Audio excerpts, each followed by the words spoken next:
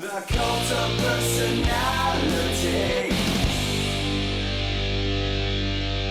Greetings, every peoples, your cult of personality here, ToonKriticY2K's, Toon's name of my game, and welcome to a new installment of The Lightning Round. 2016 is over, and I realized there was quite a few leftover movies from last year I haven't talked about, so we've got a bunch of these to look at, so let's not waste any more time and dive right in. Pete's Dragon. The original Pete's Dragon was a lively little musical full of life, charm, and color. Known for it being an underrated Disney musical, the new Pete's Dragon does none of that and attempts to go the fan-forstic route to make it real and gritty. But you know something? This is one of those rare instances where it works better than you'd expect. On the one hand, for a movie about Pete's Dragon, the movie tends to focus more so on the supporting human cast and Pete. Bryce Dallas Howard, Robert Redford, and Oaks Fegley as Pete help make the story interesting. That I'm glad to see. It's important to have a supporting cast that you can care about, but when the movie does make use of Elliot, not as frequent as we hope, they build him up and use him sparingly, which I know is a complaint for some, but I think it's better this way, at least until later in the movie. Part of me wonders why this movie needed a gritty reboot. Heck, I should be upset that this exists, but I'm not, strangely. I rather enjoyed it. It's not really fair to compare this to the original as, let's be honest here, these are two completely different movies with their own story. There's no lighthouse, no Mickey Rooney, no memorable villains. This movie dared to be different and do its own thing with a heartwarming story. Disney's been obsessed lately with live-action rebooting its movies, and while this isn't Jungle Book, and it differs heavily from its original story, it still gives you a story about a boy and his dragon, and that's what matters. Even if your kid likes it, show them the original anyway. The original's aged like fine wine, and I'm pretty sure they'll enjoy it too. I give this movie a big CGI dragon out of 10. Take your pick. Trolls. This movie was more entertaining than it had any right to be. The trailers for this movie had made this look like it'll be a disaster, especially with the whole watch me whip part. I don't know about you, but I just cringed seeing that. It just seemed like a crappy 90-minute commercial with the toys using the same method as those non-smoking commercials that use the memes to try and get in with the hip crowd. Seriously, when I saw those, also made me cringe. I mean, like, seriously guys, come on. What I was not expecting was for this movie to actually put some effort into this with the story, soundtrack, and the characters. But then I remembered, this is DreamWorks, so most of my surprise went away. Anna Kendrick and Justin Timberlake both turn in terrific performances and do well to bounce off of one another with clashing personalities, and we see them develop through each other in a way that reminds me a little bit of Nick and Judy from Zootopia. Their personalities complement one another even after a rough start, and it's kind of cute how they actually fall for each other in the end. And the story not only has depth to it, but it gets surprisingly dark at times. Yeah, a movie about little troll dolls actually has substance to it. Who would have thought? And the music, well, it certainly helps to give the movie its charm and identity, especially with Can't Stop the Feeling. I'll admit, it's on my iPod. I really enjoy the song. This movie makes full use of its singers in this jukebox musical, though I won't lie, the only thing that bugs me in this movie are the Bergens, especially with the villain that I felt I just couldn't connect or care with. I also found Gristle and Bridget to be a little on the annoying side. Their romance was really overshadowed by, Poppy and Branch, which are Anna Kendrick and Justin Timberlake's characters, which we all knew was going to be a thing at this point. Regardless, I recommend Trolls. It may not be what you're expecting, but in a way that's actually a good thing. Also, just want to point out, hey, this movie did a lot better than the Lorax 2 because they have two singers in the main roles and they actually let them sing. Oh, hey, we have Zac Efron and Taylor Swift. Are we going to make them sing? Psh, nah, they can't sing. Let's just have everyone else sing. Idiots. I give this movie a glitter bomb out of 10. Fantastic Beasts and Where to Find Them. So if Star Wars and Lord of the Rings get prequel trilogies, it only makes sense that Harry Potter gets the same treatment, and boy, oh boy, does Fantastic Beasts deliver. How is it that you have J.K. Rowling writing the screenplay, David Yates directing, and the same familiar feel as the later movies? You have all these elements of a Harry Potter movie, except it isn't one, but yet it is at the same time. It's a really weird freaking paradox, but anyways, I knew that I was going to enjoy this movie, and I was not disappointed. I've been a Potter nerd for years. Where are my Gryffindors at? Huh? Yeah, I know there's a few of you out there. And it feels good to get back into the Potter world. I've always been fascinated by the lore, and this movie gives us so much to dive into. I was initially disappointed Matt Smith didn't get the lead role, and while I do appreciate Eddie Redmayne's performance, I was not completely sold on it until right around near the end.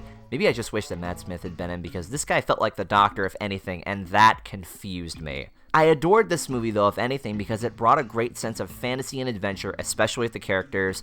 back that I hadn't felt in a long time. I love the old 1920s era, and it creates a compelling atmosphere with distinct characters that do a great job to win you over, especially with the unlikely duo of Jacob and Newt. This movie does a good job of being a spectacle of CGI that also creates a true Potter experience, which, again, this is a Harry Potter movie, but at the same time it's not, and does so to stand out and be the start of a fresh new series. By the way, there's going to be 4 more of these, so yeah, let's buckle up for this series.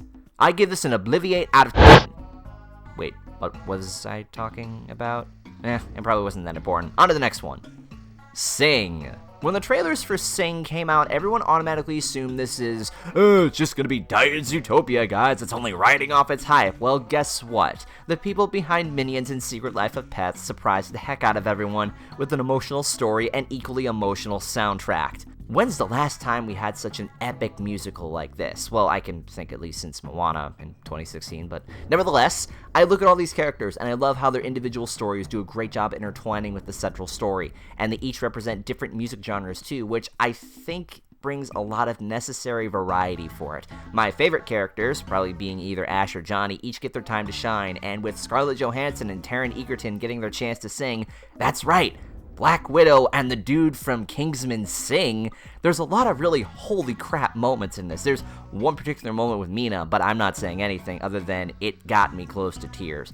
I got to see this movie at Pacific PonyCon with the hugest crowd of people I ever had to witness this movie, and it was all the more fun with so many people. We ended up singing some of the songs on the way back, and even days after. This movie has such a charm to it with its character, story, soundtrack, star-studded cast, which surprised me the most, and delightful animation. Big props to the writers that brought life to this movie that I didn't think would be possible. I loved just about everything this movie had to offer, and it's a shame that this movie isn't more well known. And hey, if anything, Tori Kelly can join Jennifer Hudson, Chris Daughtry, and Todrick Hall in the didn't win American Idol, but went on to become big successes anyway pool. Good on them.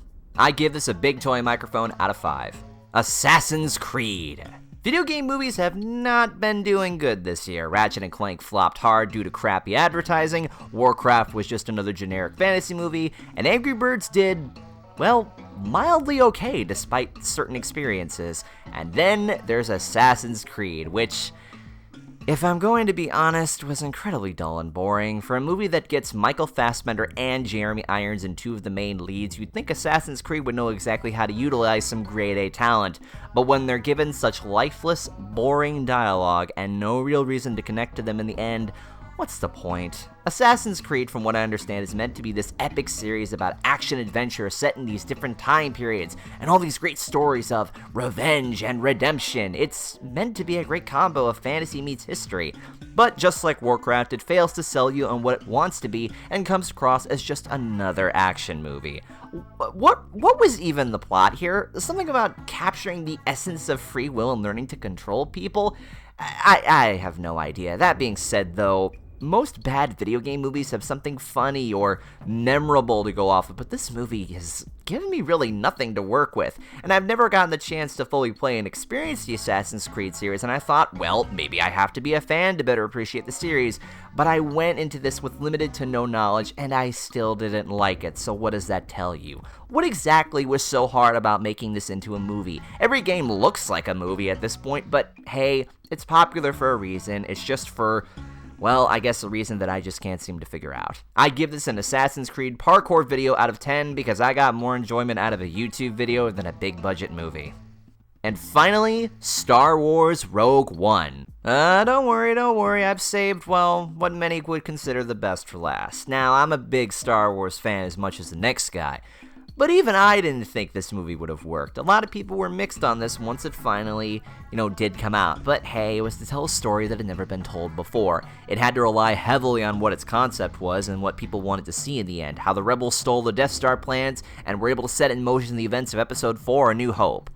Or is it Episode 1? Yeah, I guess it depends on how you look at it. Now, I enjoyed watching this movie the first time, but afterwards I began to notice the plot holes and see how it lacks several different elements that made a Star Wars movie good. It's kind of like the reverse with Fantastic Beasts, where you do present everything to feel like, Star Wars, but yet it isn't. I thought Jyn was a little underdeveloped like most of the cast. I think the word expendable comes to mind with these characters. I do like the blind dude, though. The blind dude was cool, and so was the robot. He was cool, too. Don't get me wrong, great actors, but I don't think they were able to convey themselves the way we had, all hoped for. It felt like the first 2 acts didn't mean much since, well, we were all looking forward to the final act, best part of the movie in my opinion. Well, at least the most memorable, too, now that I think about it. New Star Wars fans are probably going to be very confused with the story, expecting something after Force Awakens. Regardless, despite many of Rogue One's flaws, I do still enjoy the story for what it's worth. I felt it could have been better executed, but hey, it's just filler to Episode 8. That's what we're all waiting for at this point. I still say check this out if you want, but this should not be the first Star Wars movie a newbie should see. I give this a K2 Sasso out of 10. Okay, I think that takes care of last year. So, sorry for this coming out late, but hey, I'm all caught up now. So, go ahead and put down in the comments what your favorite movies of 2016 are. Mine were Deadpool for Best Overall and Kubo and the Two Strings for Best Animated. With that being said, I am the Toon Critic, keeping you totally tuned for your entertainment. Thanks for watching, and stay awesome.